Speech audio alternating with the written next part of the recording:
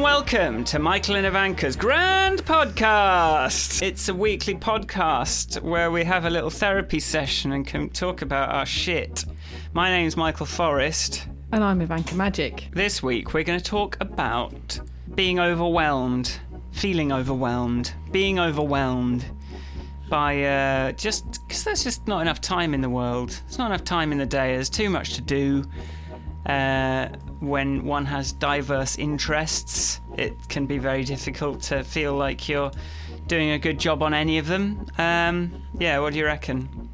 That's yep. I think that's it's easy to have lots of ideas and think things that one would like to do or one is interested in doing, but actually finding the time to do them properly can be very hard. Saying no, setting priorities. Both in work and in life. When I have proper jobs, I find it a bit easier to do the priorities thing when I'm doing a contract or employed. But when I'm working on my own stuff, I can end up down some rabbit holes that weren't necessarily that important. Things like that. Yes. Life, washing. Yes. Gardening. And how to keep being kind to yourself when you feel like you're not staying on top of everything, I think. So, there we go. Let's play some music.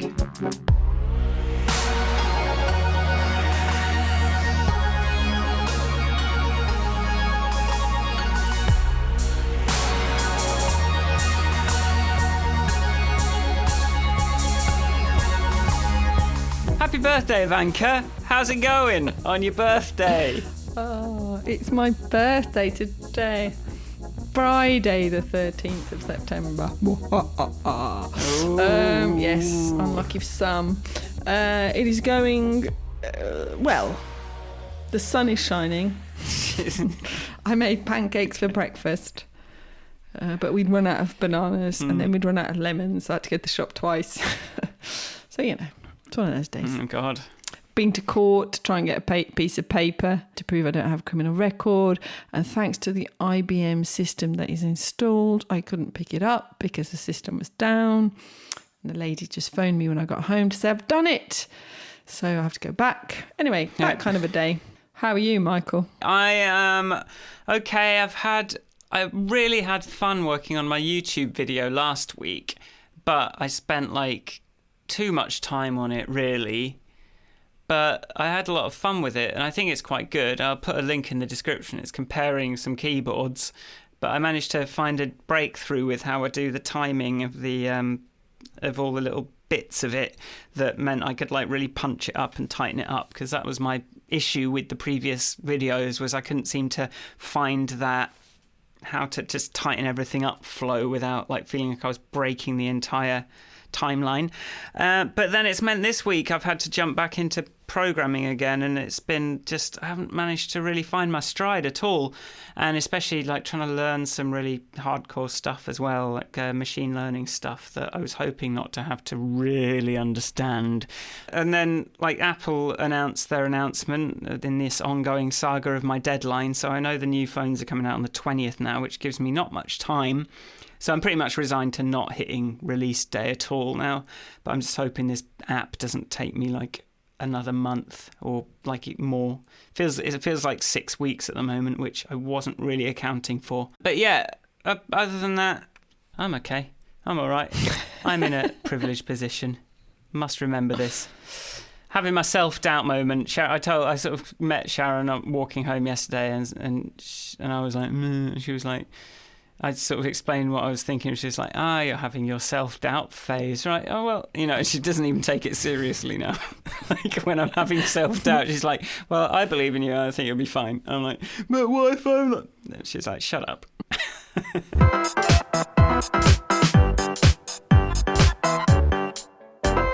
Truthfully, in every project you have this, oh my God, I've made it all up. It's all wrong. I'm never going to be able to get it done. It's not going to be any good. Don't we all? I don't think it's uniquely special. Yeah. Whilst you are a unique and special person, I don't think the self-doubt phase or the doubt phase is unique to, I think, any creative project. David, that guy that pony smasher guy, David, what's his face, filmmaker. I watched some more of his videos and that I mentioned last week. He just said, like, he was talking about how the depression phase is just part of you just can't avoid it. It's going to happen on any film shoot, like on any film process. You're going to get depressed about the first cut. When you see it, you're going to think it's terrible and it's just awful, even though you know that this happens every time, and then you are going to get depressed for a while afterwards when you've sort of like. So it's like, I suppose it's just. I mean, I'm not having a depression thing, but I am having that. Like being a bit overwhelmed by how much I have still to do, and then that making me not even manage to be productive right now. I'm sort of like, it's too much, and then you sort of like stall out, which it's amazing that I haven't had more of that in this. I'm in like week 6 or something, week like 9 or something of my freedom. So I'm quite happy that this is the first this is happening, and I'm sure it'll be fine. But let's talk about that sort of the overwhelmed thing, shall we? As this episode subject. We could start with like, what can you do when you're sort of like feeling a bit crushed by all the things that need to be done, or that are bothering you? I mean, I think so. If I'm looking at my notepad and I've got Earth Strike written in big letters, and then I've got buy me a tree, and then I've got too much to do, and it's like don't know where to start, to be honest with you. So much to do. I think that these kind of moments of it's all too much tend to coincide with, like, often it's a sign that there's something you can get rid of. Like, so if, for example, if you went in those sort of leaner periods where maybe you've got less work or less sort of fewer things on your plate, and you're kind of like looking for opportunities and saying yes to things, it can kind of creep up on you that you've probably said yes to one thing too many, and suddenly like there's that kind of like white noise kind of feeling of like there's just too much to do and there's too many demands on your time, and that can be a sign that it's like, okay, we can get rid of this one. So one I'm thinking of is when I was working for Mubi, like the film app, like 2 days a week, and then I'd also taken on this Hong Kong project, and then there was loads of stuff coming back from Hong Kong, and I was like having to deal with Mubi as well, and suddenly I was like, I can get rid of this project and just do this other one that's paying me more, and like even though it's not indefinite, I'd actually kind of prefer to just kind of do that one, and then that's always like a huge relief to just be able to sort of like, you know, slice something off that's been a huge drain on your time. Like, and it's an opportunity to choose which thing you want to keep and which thing you want to get rid of. Yeah. I think I thought when I was going to come out to be in Croatia for this extended period, I thought I would have more time. So in my head, I thought I would do more things than I physically have time for.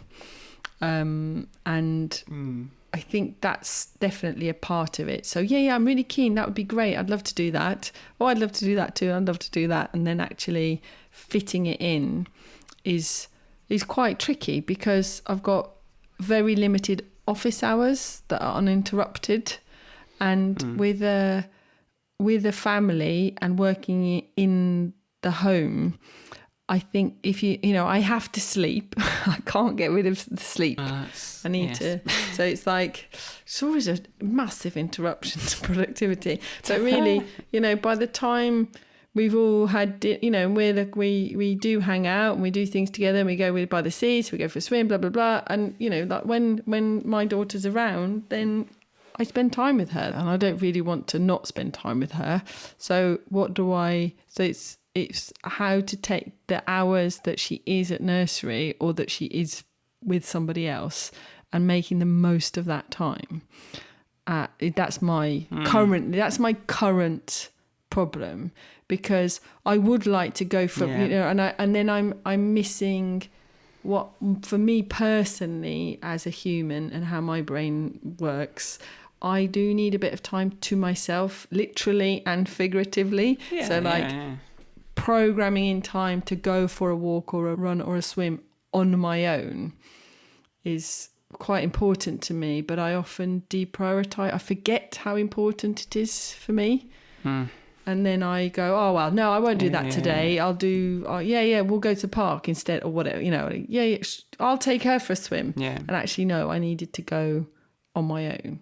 Things like that mess up my brain. So how do you sort of manage your priorities? Is it just in your head, or do you, do you have any sort of way of kind of like knowing, because it sounds like you've got to sort of sit down at a certain time and you've got a limited window, and like I don't know what your kind of like onboarding ramp is like, if you can sort of know what the next thing is straight away, or if like every time you sit down you've sort of got to think about what's in, try and figure out what you're going to do.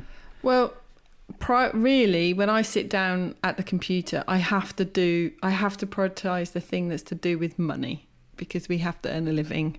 So that the first priority, and I'm quite good at being disciplined. I've got better and better, but it's like sit down, check the account's email address, check this, what's the, and I've got a work, but there's a couple of bigger things I'm working on Restaurants Brighton and Restaurants Brighton jobs, so I can just go through those. But I don't want to use all my time doing that, because I want to then, or just to write an Instagram post to promote the podcast.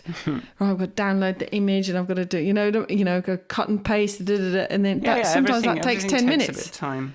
And it's like, oh, okay, I'll do that in a bit. What's the best time to do it? Does anyone actually look at it if I post it in the morning? Oh, maybe I'll do that in the evening. And it's like a, but it does go really stuff to do with money. And then I've still got this trusteeship of the charity. So I have those meetings. I have to stay on top of those emails. Those are things that I'm really, responsible for in a grown-up way. and then all the things that I would like to do for my own, there's a project I have started with a professor I know that is not very big at all, and I think would add value to the world, but at the end, that's the thing that keeps dropping off the end of my to-do list, and I'm not doing it, and then I feel really bad because I'm not done it. Yeah, that's like, I was having that feeling when I was working full time about the video that I was working on, and then the thing I ended up realizing, sometimes you just got to do a little bit every day on something, and I'm finding that worked for that. I did an hour a day on this video, and I was, instead of just like feeling like it was an impossible thing, it was like I'm slowly kind of making progress every day towards that thing just by sort of blocking out that hour. Or now I'm doing it with the admin, the half hour, and it's actually like I've actually sold like $1,000's worth of gear that I wasn't using this month, just by sort of setting out that half hour every morning.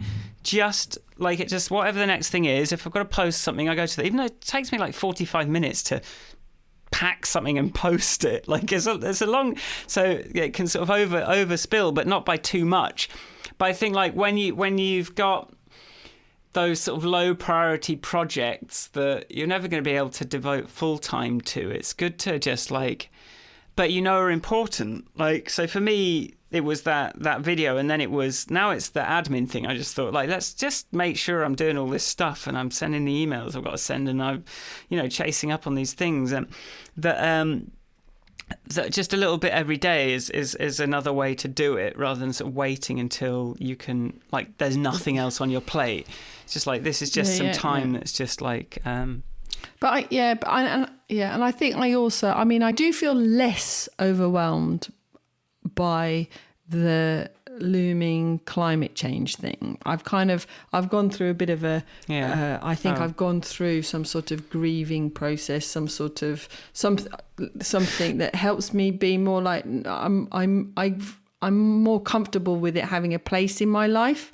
But the thing that's making things as well, we were talking about this morning, like we could, with all this Brexit shenanigans and political shenanigans in Britain, there's this huge cloud of uncertainty that has come into our lives that makes it quite difficult to plan.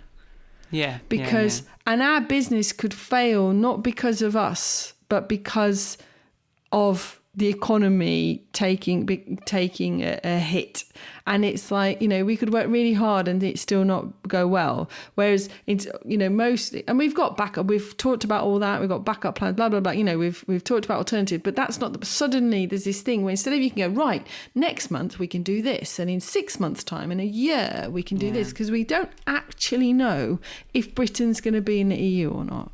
And that is actually a massive fucking problem, even for a tiny business or a tiny family, that suddenly you can't make a plan. I mean, more so for the small businesses, right? Like, and it's for everyone. And as much as like everyone wants the kind of fucking another extension, it's like just fucking cancel it. But you know, the Brexit stuff, like I think like we will talk about planning, but I just do want to say on the podcast, like I saw a very good Quora answer this week, which sort of with lots of references went into all of, you know, why Brexit went into all the Brexit details, but the one that I hadn't seen or realised was the this all coincides with the EU wanting to clamp down on tax avoidance, and the UK has a lot of sort of historical colonies that are these massive tax havens for sort of British billionaires, and like the EU that's what's under threat, and that's what they're fighting so hard against. And if you look at a chart of when that was announced, suddenly public sentiment is sort of like EU's a problem facing the UK because these people own the papers and they have this massive influence in government. But so I can't see Boris being capable of backing out because it's his mates. But I don't know what, you know, I don't know. Like prolonging it isn't going to help. The best thing I saw was like, it's the, you know, it's 2049 and we're having the annual voting down of Theresa May's deal kind of thing. It just becomes a British tradition that we extend the Brexit thing every 6 months for the rest of time, and just everyone just gets used to it. But seems like the most likely outcome at this point. But you know, that ability to plan comes from some certainty or some things that are the least uncertain. You know, like if you're trying to make a plan, you'll always have things that you don't know, and that's cool, and it doesn't matter. You can make an assumption today, but then if too many of your things are uncertain and you have to have too many alternative plans ready, or too many, then it becomes very difficult and very tiring. And I do think that we're very focused on the current political shenanigans, but we are still facing a sort of a much more existential crisis that cannot be addressed while everyone's messing about with leaving or not leaving the EU, and actually that's not really the problem. It could perfectly easily be. Yeah.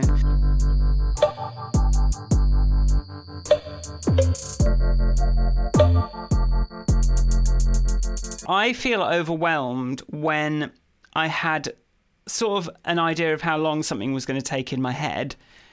Or like I had a vague plan in my head or some sort of plan.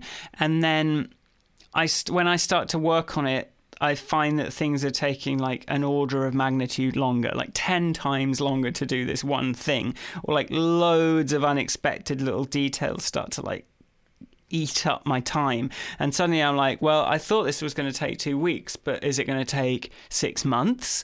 And that's like when you really start to feel like you either have to sort of step back and like change what you're trying to do, or you have to just get a couple of wins under your belt. I think like, okay, this at least can one of the things I thought was going to take a long time not take much time. I mean, that's one of the difficulties that comes from doing something new. Yeah, I mean, I spoke to somebody the other day. He's become he's now the CEO of a company, but he said really the product needs an overhaul, and he was wondering whether I could come in and just basically spend a short amount of time working out how mental it would be to even consider it. You know, like so it's that sort of. At the moment, he's like, I'd like to do this. I don't know if I'm insane to even imagine it. I don't know if I'd have to, you know, is it parallel tech? Is it fixes? Is it, what is it? So so at the moment it's too many unknowns and too many unpredictables. And I think with technical projects, you just don't know until you try some things, especially if you're in your case, you're usually at the pushing the edge of technology and what it can do. So it's much harder to predict. Well, I don't know that that's necessarily... I tend to come up with things that are based on pretty established tech. It's just a well-designed... It's just a database, really. Or it's just something that, I tend to sort of like the ideas that are just a smart use of something that's pretty stable. But this last project, this thing I'm working on at the moment where I've deliberately chosen to sort of be at the bleeding edge and then sort of installing betas and using barely documented features of a new thing, that's it really adds so much overhead to everything. And you can't make those predictions at all. And then I had a week of 2 weeks of my laptop just not running most of the programs I use all the time.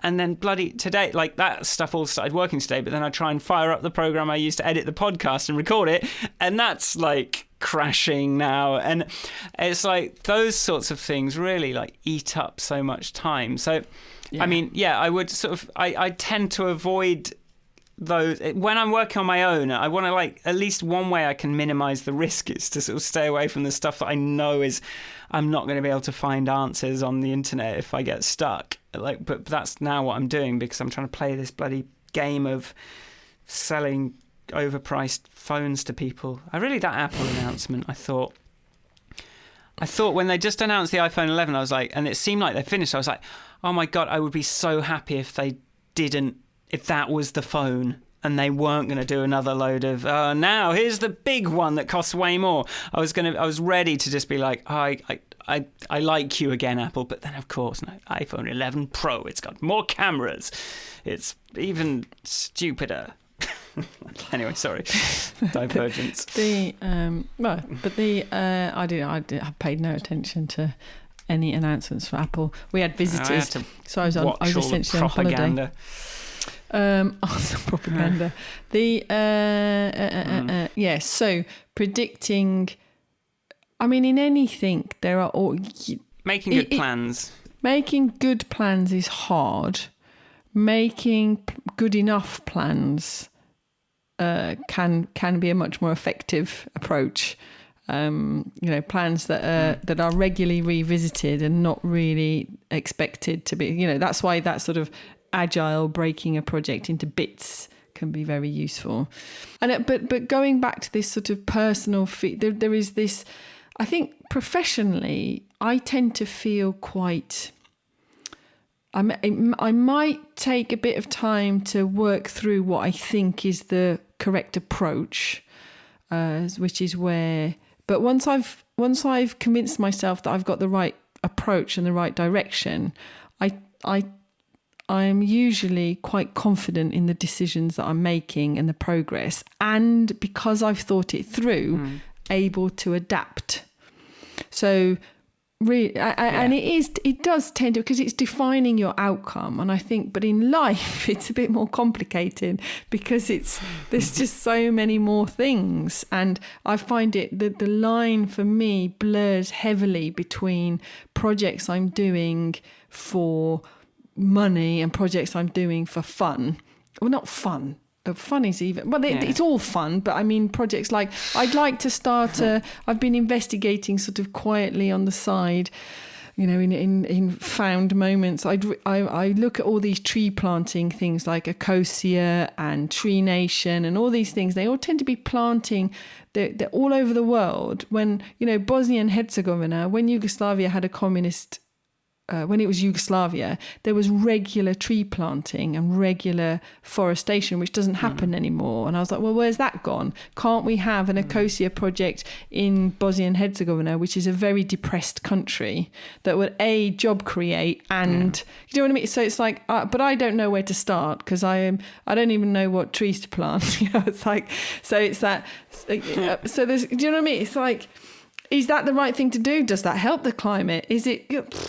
there's 1,000 questions. So I could spend all day, every day, just investigating that, or trying to find them. Do you know what I mean? It's like everything matters to me, and so I find it harder to make a plan. Whereas in a professional, somebody says, right, you need to build a digital marketplace. I'll go, right, okay, well, what are we trying to achieve? We're trying to achieve that. Great, let's go. But here I'm trying to like raise a child, have a happy marriage, be happy myself and healthy, live forever, save the world, cook a nice dinner, make the garden grow. That's the bit that I find a bit. That's when I get. I mean, hopefully, I was going to say, even I'm still slightly in that overwhelmed thing, so it's even hard to articulate all the things that overwhelm me.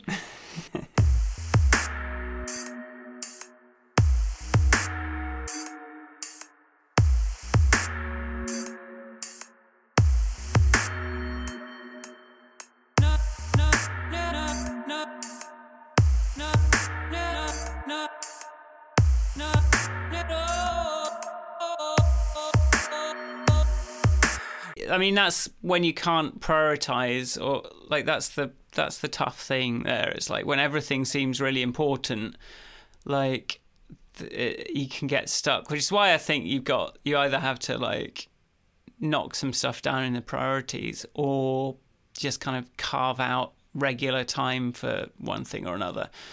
I think that's probably the only way to really deal with that. I'm finding one problem I'm having with this app I'm working on that's different to when I've just come in to build it, is that I sort of like do a good enough design to get going, but I won't like draw every single screen, because sometimes it's just quicker to just build it, but then sometimes it's not, and I just realized I don't even have like a defined sort of just checklist of all the different because I haven't like explicitly defined all the nooks and crannies. It's like I don't know how many there are still, so it's kind of like I don't know how much work there is to do, as well as the work that I know I have to do taking longer, and that's so like in that situation I've just gone, right, maybe I can reach out to someone and kind of like, partner up with someone and who can kind of draw all the pictures, and actually could help think about, because I need this thing to have a brand as well, and I just have not made any progress with that. I suppose there's this issue of dependencies was something I wanted to talk about.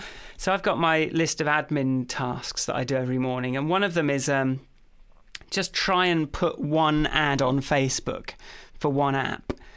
And it's like this rabbit hole of dependencies to be able to do that, because I've got to create the sort of app thing on Facebook, and then there's loads of questions in that, and which both I need to then do a build of the app that has that ID embedded in it, so that means then I've got to go and like fire up all that code and get that running again, and I'm halfway through updating it, so I've sort of got like, to be able to put this one app for an old version of the app, I've got to like rebuild it, finish off a load of work there. Then it wants a privacy policy, which I've never got around to bloody doing for happiness, even though it's a hugely important part of it.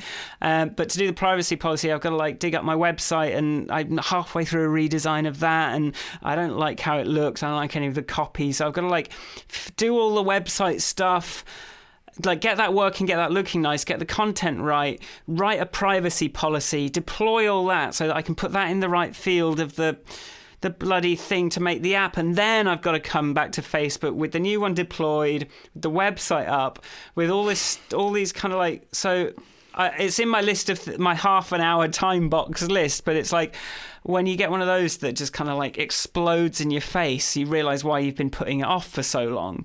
It's like it's just this rabbit hole of dependencies. Yeah, it's that. Yeah, totally. It's like my name admin.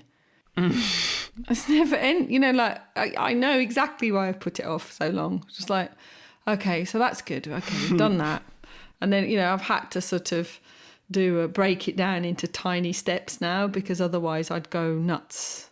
really, because instead of it now being a big thing, sort out name admin, it's like go to courthouse, tick. Find that, it's like all broken down into tiny steps just so that I don't just hide in the corner, one step at a time. I have this post-it note on my monitor, and it just says one step at a time, because when you are overwhelmed, like all you can do really is just, okay, what's the next step? My problem at the moment is I don't know how many steps there are in total, so maybe if I just defined that, I would know that I would feel a bit less like, okay, well, I'm going to do this step, which is going to take me all day, and it's tiny. Don't know. I don't know. I think we're in a sort of weirdly very similar state, but it's slightly different. But yours is very project focused, and mine is really everything. So I'm like, for example, one of the things Nick and I have spoken about. Okay, right now. There has, we are going to program in being vegetarian, for example, so that, because at least then I feel like this looming climate crisis is, I'm doing something positive. Which is, so that's me on us on our own being vegetarian is not going to save the world, but it every day, on that done good kind of behavior, it's like, yes, I've done something good that contributes, and maybe that's actually where I need to think. So then, and also we've spoken about, he'd like to do 5k a day, so I'll give that a go. I don't mind that, because I could walk it, run it some days, swim it, whatever. I don't know, but like I'm up for that. So a thing of exercise that we either do together or apart every day, we can do, and then you kind of add up. So on the sort of little steps, and it's very similar really to what you're talking about, carving out regular time. It's like creating those things every day that make you go, it's okay. And then I've got this other time where everything can fall on my head, but it doesn't matter because I've set some sort of structure in place for sanity. That's what it's about, keeping sane. Yeah, coming up with those routines, the Good Habits app kind of situation. I'm learning Italian, that's still happening. Just by doing a little bit every day. But you've got a lot of other kind of voices imposing, and I think when you're working for someone else, it's sort of often a lot of the pressure's coming from outside. But the weird thing for me at the moment is I've only got myself to blame, really. Like, I could probably take a step back and let go of some huge area of this app I'm working on and go, well, maybe we don't need that for version 1, but I'm still in that, no, it's all equally important kind of mindset. And it's, I've already stripped it down as far as I'm prepared to strip it down. So like only having yourself to blame it's a kind of a nice situation to be in a way, because at least I don't have to. Yeah, what would I be yelling at the person that was imposing these restrictions on these pressures on me if it wasn't me? Probably, I'd have a lot to say. Yeah, but I think it's so easy if it's you in your own head. I mean, at the moment, I set all my own work priorities. So anything I do for Restaurants Brighton Jobs is I tell everyone what I'm doing. Nobody's asking me, nobody's telling me.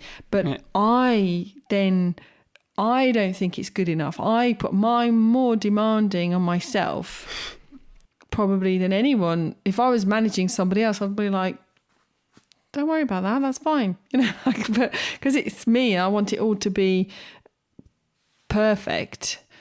That's also not helping me. Yeah, that keys into as well. Like what I'm doing is if I'm working for a client, we've agreed what the deliverable is. We've agreed that this is what this is. Okay, well, if I give this to you, then I get the money kind of thing, and that's done. Whereas now I'm like, well, I've got to make it. It's like the outcome of it is completely uncertain. So you sort of end up sort of top loading it, like especially like when you're kind of starting something. You end up like with the podcast. I listened back to the first episode and I was like, this obviously took me ages to edit and put together because I was like figuring all the things out. And then over time, I've sort of like I've realized what's important and what isn't important, and I can do it a lot quicker. But before you know what when you're creating before something, you just don't really know what's going to pay off and what isn't going to pay off. No, Yes. no. I mean, yeah, I think that's true. And like, managing managing a website daily, because I've got these focuses on, like, I don't know, SEO and click-throughs and advertising and looking at analytics. I'm taking quite a different approach to what I would normally if it was my project. I'm digging into other things, and I don't really know enough yet to know what's going to give me the best bang for buck. So, if I spend an hour doing this, is it better to spend an hour doing this bit because it's not something I've got loads of experience of, or this bit? And so I'm okay when it comes to prioritizing interaction design, and because we work with the developer, like, oh yeah, definitely we need to do something about this, and I need to, I'm looking at, but then all this SEO stuff is like some sort of wizardy nonsense, frankly. Yeah, like, and I'm like, I sort of figured out I was trying to make a little ad for my video on YouTube, and like, you come to those sorts of interfaces and they're so sort of optimized for someone that does it every day, that when you come to it, it's like, I'm like, how do I change my CPC? Like, how do I change how much? I could not find it anywhere. And then eventually I was looking through all the settings menus and the edit campaign, and then it was like, oh no, it's just this box right at in the middle at the top, just that you kind of edit all the time. So it's just there on the front page. It's like, I didn't even see that.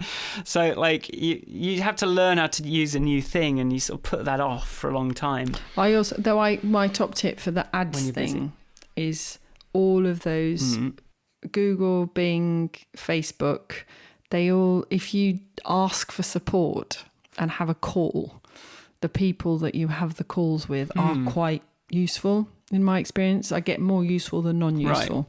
Right. Okay.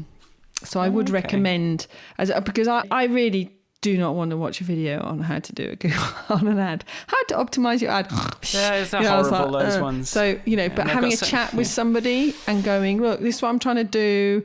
This is what I've done. This cost per click seems a bit high to me. Is that right? Is there anything? And what should I be looking at? And I found I've got like a lovely relationship with one of the women at Google Ads. So I'm like, hiya, it's me again. I'm trying to do this. Maybe I should see if there's a better way of approaching this Facebook ad. Maybe that's a good tip, actually. Yeah, like, because this is where they're making their money. So yeah, they should. Yeah, and the Facebook call that we had one time is quite interesting when it comes to understanding your audience, because they look at it very differently. It's just interesting. It's another input, isn't it, that you didn't have?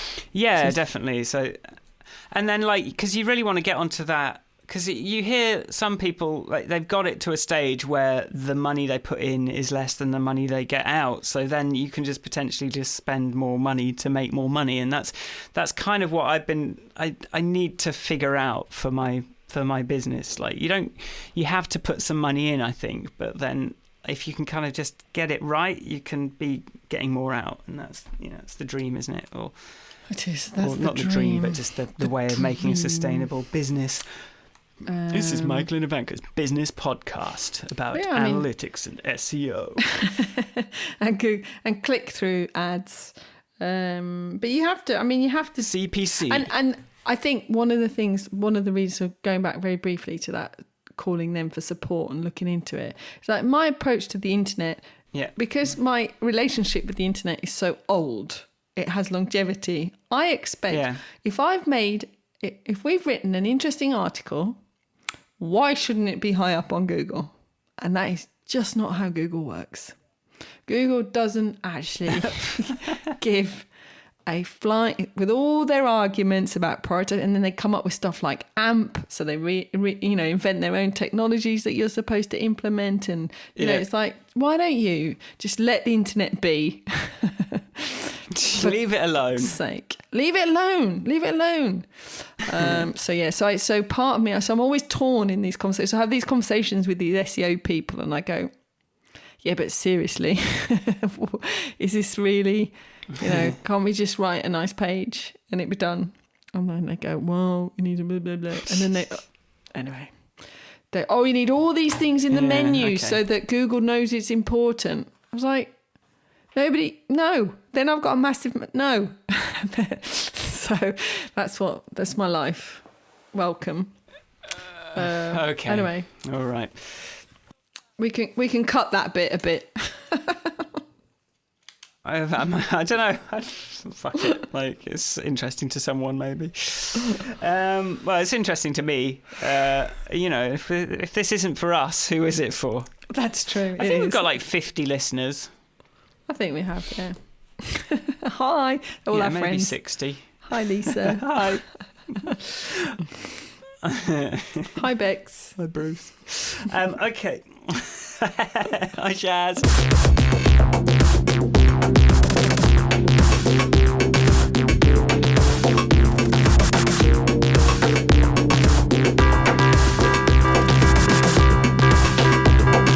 I want to sort of just talk about the concept of sustainability when it comes to this feeling of being overwhelmed, because like a lot of the time, well, here's one way of thinking about it. Like, something I find really difficult when working for a client is you're really pushing for a deadline. Like, you're pushing and pushing and pushing for this deadline that's this date, and then you get to the deadline and there's just more after it, and you realize that you can't just operate in like, you don't realize that. And that's how clients have burnt me out a lot, is like they will not be honest about like what's coming next kind of thing. So I'll kind of like put everything into meeting this deadline, and then there's just more and more after it. So kind of like knowing, you have to be able to predict what sort of volume of work you're dealing with in order to make those sustainability decisions, in order to plan. And I'm actually going to barge in and shoe on in another thought that I was having here, that this is the problem with sort of the benefit system. Like, this is the appeal of universal basic income, is that even regular money allows people to make plans in a way that people that don't get regular money cannot do. And suddenly everyone gets a lot more conscientious about their spending when they know that they have a regular income. So like if you know how much you've got, if you know how much work you've got, you can make those decisions. But it's when it sort of keeps changing or becomes unpredictable, or you don't know. I said sustainability, but you know what I mean? Like, being able to plan, being able to predict what's coming next. We were having a similar conversation in the context of the charity of which I'm a trustee, under the heading of sustainability, where everybody, the first assumption is to think about, trees and carbon. But actually, it's about how to have a business that is sustained, that can be sustained, that the staff don't burn out, that the clients still continue to find interesting, that, that's what sustainable means. It means that it can exist in as Kate Raworth would say, she'd be like, within the sustainability means is a very holistic thing. It's about the humans. It's about the finite resources of the planet. That's what I was going to say. So, growth. If we're not aiming for growth, we're aiming for sustainable. Then we've got to think about every aspect of, like how to, when we're working at Canonical and people would go, people often talk on projects. They go, oh, this is a marathon, not a sprint. And then working at Canonical, we talked about it being a marathon with sprints, because it was just relentless. And yes. I think relentlessness is something that you cannot, that is not sustainable. It cannot be sustained by a human person. Yeah. Because... Well, like my sister said, you can't just operate in emergency mode the whole time. You can't operate. That's for special occasions, that fight or flight reaction. Yeah, and working in a place, I learned a lot, met lots of lovely people, but working at Canonical was a permanent state of fight or flight. And that cannot physically, you can't sustain that and remain well as a human. You just need to look at any politician who's been the prime minister or president or of anywhere, regardless of who they are, 4 years later, they have aged 15, 20 years. All of them. Because it's just must be the most relentless job in the world to lead a country. It's like, but, unless you're totally without, even people will bug you for, even if you don't care. So that's the relentless, that sort of, Yeah. and then what happens then is other people have that. What you're talking about, I think, is the fact that the relentlessness is hidden from you. The people think they're hiding it from you, going, yeah, just finish this bit, and then we'll have some playtime, or then you'll get to fix that thing that you've left in, or whatever. But actually, they're drip feeding you relentless demands, so you don't even know. So you can't even prepare for it. You can't book in a retreat. You can't, because you don't know that you're going to war. Yes. Maybe I'm over dramatizing, but I think that's what it is. It's like how a lot of businesses operate. They're planning a war. They're planning an assault on the market. An assault, and we're going to get everything lined up, and then we're going to attack. And they've forgotten that, wars lead to PTSD and death.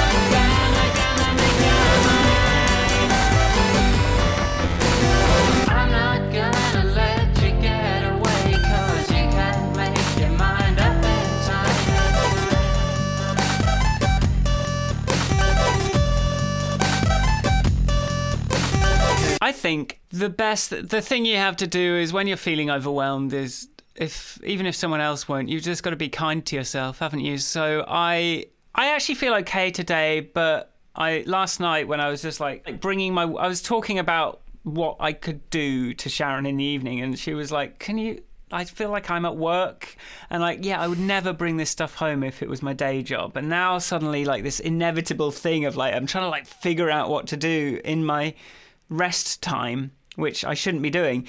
I think the key is to be kind to yourself and to just allow just some concession. So I'm just going to take the afternoon off today, I think. I'm just going to let myself, even though I feel like I had a holiday quite recently, I'm just if I have an afternoon off, I will probably come into Monday with an awful lot more momentum and sort of clearer brain. And that's been my problem this week. But yeah, self-kindness. What do you reckon? I think self-care, it always comes back to self-care. And I think for me, the difficult thing when I get to the point where I'm overwhelmed, then I so easily knock off all the self-care things. And then I wait till I'm actually freaking out and having a meltdown, and then I have to reprogram it back into my life. But I don't think. Luckily, as I grow older, the periods of meltdowns are become further and further apart. But what I'm going to do for myself today, shall I tell you, because it's my birthday, and I will talk about my birthday. Yes. I'm going to order some worms for my compost heap. That's going to be my birthday present to myself. Do you know what? I've been here since May, and I've been doing gardening a lot. I haven't seen a single worm.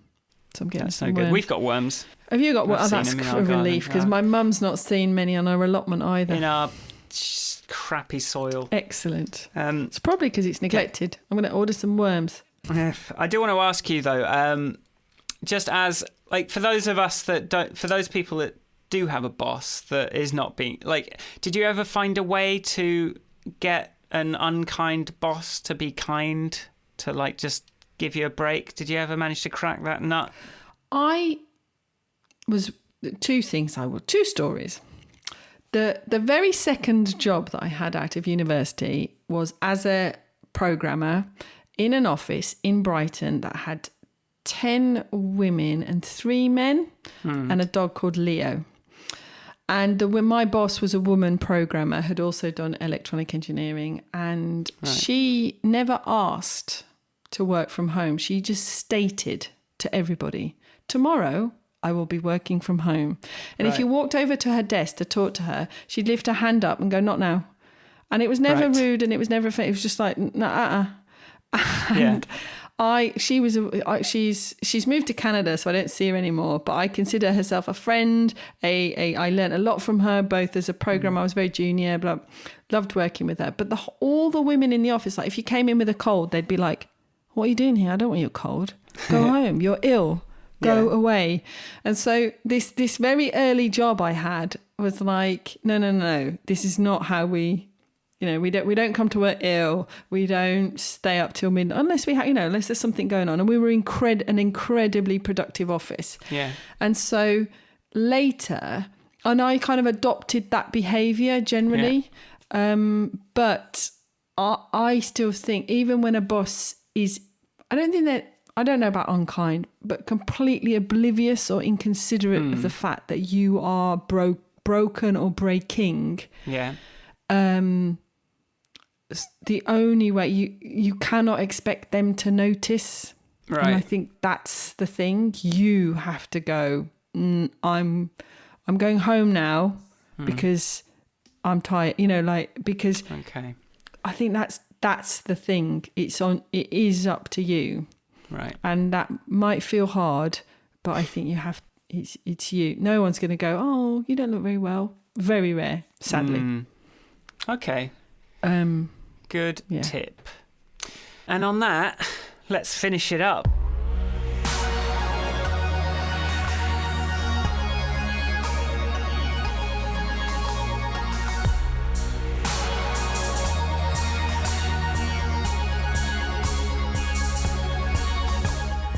Thanks for listening. If you like the podcast, go to grandpodcast.com. I did update the library this week. It was a pain in the ass because my laptop was broken. But it's kind of too much. It needs some filtering or something. But if you just want to see a kind of sea of thumbnails of links of all the stuff we've talked about, it's quite fun. Where can people find you on the internet, Ivanka? People can find me at Ivanka on Twitter. I'm also endeavouring to man the Grand Podcast Instagram a bit more thoroughly. And I put my name so you know it's me. Right. So, you can drop me a message there. I'm afraid I've reserved my own Instagram for people I actually know. That's fair. If you want to find me on the internet, go to michaelforestmusic.com and then just click on videos and look at my YouTube. That's probably the thing to do.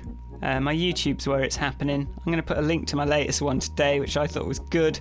We've got Patreon if you fancy. You can give us some money if you're a cool, super cool person. Yeah, if you fancy that. I've made a forest for myself for my birthday on Tree Nation. Oh yeah.